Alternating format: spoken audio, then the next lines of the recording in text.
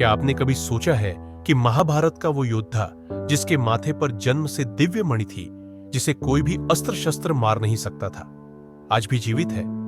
हाँ, अश्वत्थामा कहते हैं वह आज भी पृथ्वी पर भटक रहा है, शापग्रस्त अमर अकेला। लेकिन क्यों और कहां है वो?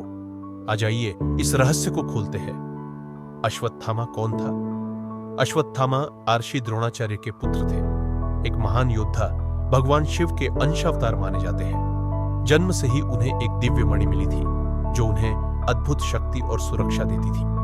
महाभारत में उनका स्थान सिर्फ एक योद्धा का नहीं, बल्कि एक ऐसे इंसान का था जो सम्मान और प्रतिशोध दोनों के बीच फंस गया था। कुरुक्षेत्र का युद्ध और भावनाओं का विस्फोट। युद्ध में अपने पिता द्रोणाचार्य की मृत्यु के बाद अश्वत्थामा का हृदय क्रोध से भर गया। उसे लगा कि पांडवों ने छल से उसके पिता को मरवाया, और यहीं से एक ऐसी घटना घटती है जो उसके जीवन को हमेशा हमेशा के लिए बदल देती है। रात का कांड उपद्रव का आरंभ कुरुक्षेत्र के नियम थे। रात में युद्ध नहीं होगा, परंतु पिता की मृत्यु के दुख में अश्वत्थामा ने क्रोध में अंधेरे में हमला कर दिया। पांडवों की सेना के शिविर में घुसकर उसने सोते हुए पांडवों को मार दिया। लेकिन वे पांडव नहीं थे, वे उनके 5 पुत्र थे, उपपांडव। यह कृत्य अधर्म था, नियम भंग था, और सबसे बढ़कर निर्दोष बच्चों की हत्या थी। यहीं से अश्वत्थामा की नियति बदल गई। भगवान कृष्ण का शाप जब सुबह हुई और पांडवों ने अपने बच्चों को मृत देखा, द्रौपदी चीत्कार कर उठी। अश्वत्थामा पकड़ा गया और फिर भगवान श्री कृष्ण ने दिया इतिहास का सबसे कठोर शाप। कृष्ण ने कहा, अश्वत्थामा, तुमने सोते हुए बच्चों की हत्या की है। यह कर्म अधर्म और कायरता है, इसलिए तुम अमर रहोगे। पर सम्मान बिना, शक्ति बिना लोग तुम्हें देखकर भय से कांपेंगे। तुम्हारे घाव सदा दर्द देंगे और तुम धरती पर तब तक भटकते रहोगे जब तक कलयुग समाप्त नहीं होता। फिर कृष्ण ने उसकी माथे की मणि निकाल ली। अश्वत्थामा का शरीर खून से भर गया और उसका अमर दुख भरा जीवन शुरू हो गया। क्या अश्वत्थामा आज भी जीवित है?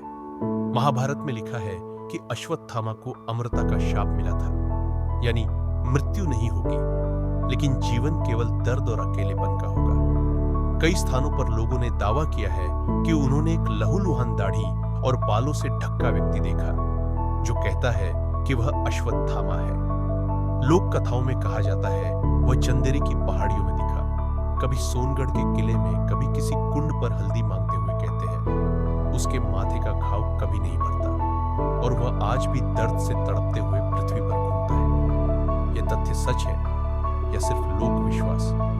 यह आज भी एक बड़ा रहस्य है। शाप का असली अर्थ। अश्वत्थामा की कहानी सिर्फ डर या रहस्य नहीं है, यह एक सीख भी देती है। क्रोध में लिया गया निर्णय जीवन भर का दुख बन सकता है।